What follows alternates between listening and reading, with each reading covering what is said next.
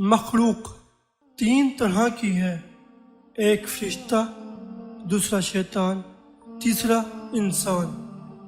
فرشتہ سرتاپا خیر ہے اور شیطان سرتاپا شر، اور انسان مخلوط کئی خیر بھی رکھتا ہے اور شر بھی۔ جس پر شر غالب ہو جاتا ہے وہ شیطان سے جا ملتا ہے۔ تصوف کی بنیاد 8 عادتوں پر ہے، انہیں اپنے اندر پیدا کرنے کی کوشش کرو۔ حضرت ابراہیم علیہ السلام کی سخاوت، حضرت اسحاق علیہ السلام کی رضا، حضرت ایوب علیہ السلام کا صبر، حضرت زکریا علیہ السلام کی مناجات، حضرت یحییٰ علیہ السلام کی غربت، حضرت موسیٰ علیہ السلام کا اون پہننا، حضرت عیسیٰ علیہ السلام کی سیاحی، حضرت محمد صلی اللہ علیہ وآلہ وسلم کا فکر۔ کسی اللہ والے نے آپ سے خواب میں پوچھا کہ اللہ سے نزدیک کر دینے والی کیا چیز ہے؟ آپ نے فرمایا ابتدائی چیز پرہیزگاری اور آخری چیزیں رضا، تسلیم، توکل ہے۔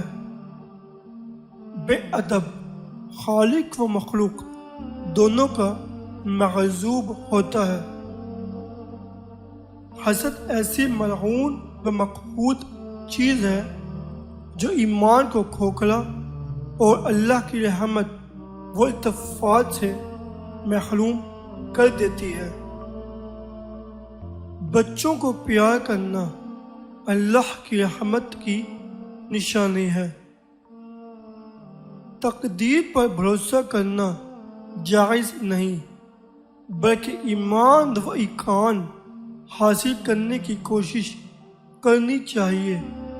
خدا کی رحمتوں کو تلاش کرنا چاہیے اور خدا کے دروازے پر کھڑا رہنا چاہیے۔ اس شخص سے ڈرو جو خدا سے نہیں ڈرتا۔ دنیا کو دل سے نکال دو اور ہاتھ میں لے لو، یعنی دنیا کماؤ، دولت حاصل کرو، لیکن وہ تمہارے ہاتھ میں رہے اور دل پر قبضہ نہ کرے۔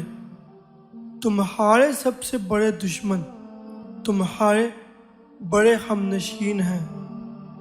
اے ابن آدم، تو خدا سے اتنا شرما جتنا تو اپنے دیندار پڑوسی سے شرماتا ہے۔ لوگ تمہیں قہر کرنے سے بڑا نہیں سمجھ سکتے، تواضع اور انکساری سے بڑا سمجھیں گے۔ عبادت عادت ترک کرنے کا نام ہے، نہ کہ عبادت کو عادت بنا لینے کا۔ موت کو یاد رکھنا نفس کی تمام بیماریوں کا علاج ہے۔